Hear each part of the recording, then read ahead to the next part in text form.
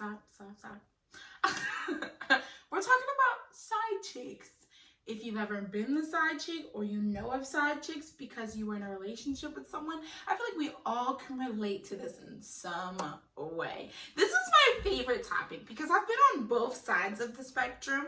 I've been the side chick and then I'm with unknowingly, and then I've also known of the side chicks. But let's start with the first story. Let's start with me being the side chick. I could cry, y'all. Psych, I'm not gonna cry. But I'm a savage side chick. I don't go down easily because I didn't even know about the main girl. Nobody knew about the main girl. She was a well-kept secret. And it's a story that blows my mind till this day. And I feel like everybody's gonna be like, poof. They're gonna be like, no way. There's no way that actually happened to her. And I'm like, no, honey. Everything in my life is real life, real time. Real everything. We grew up together. So we've always been, like, we were friends before we were anything else. Cool, kicking it, always fun. My freshman year, his freshman year, I was still a senior in high school. Right before he went off to college, he asked me if I wanted to be his girlfriend. And I was like, I said no, because I knew it wasn't a good situation. I was all the way here. He would have been all the way where his school was. It just wasn't going to work. But when I finally went to school, our schools ended up being 15 or 20 minutes apart. So we would hang out often, like all the time, might I add. And then one time went to visit, he had to go to a practice. So he gave me his laptop and his password to his computer, which was his first mistake.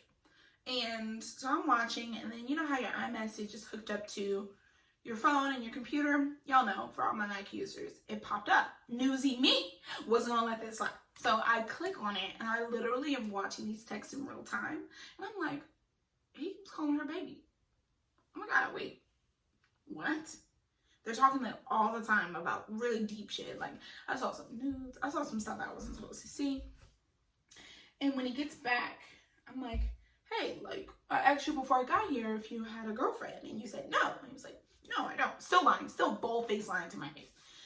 And then I was like, okay, cool. I didn't react or anything because we were going out that night. So I was like, oh, I'm not feeling well. I didn't end up going out with him that night.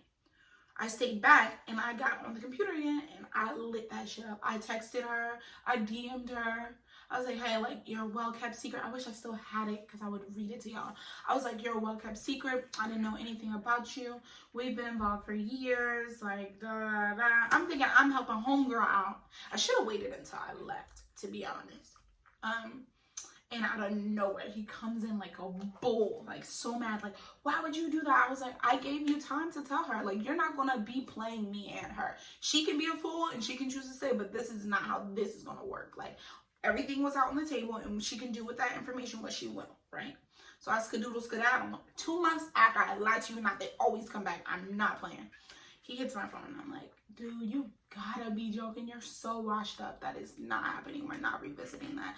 So I let that go. Literally not even 3 weeks after that, another girl hits my phone because he would never, and I should have been suspicious. Like, we had a few photos on social media together. I'm not really big on like taking photos with someone that I like and like posting them on social. It's just never been my thing.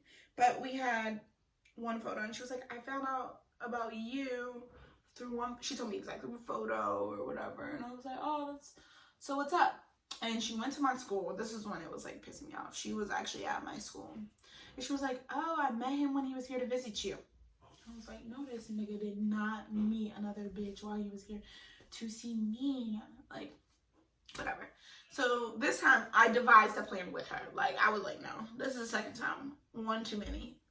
So we devised a plan. Me and him were supposed to go to a party that was being thrown that night. So I was like, cool, let's do the same plan. I'm looking fresh to death. Like, I really overdid it because I was like, you're about to get squashed, you little swine. So we get ready. I'm acting like everything's normal. We get there and she comes up to me like acting like we're friends. I was like, oh my God, girl, like, why are you here? He turned ghost. Like, literally his soul left his body. And I was like, what's wrong? Like, do you know her? Like, do y'all know each other? And she goes, do you know me? And then I found out that they had actually slept together. And so that was like, Oh no, that was the worst one. I wasn't savage that time. It was kind of savage, but like 2 weeks after that, or maybe 3 weeks after, we ended up getting back together.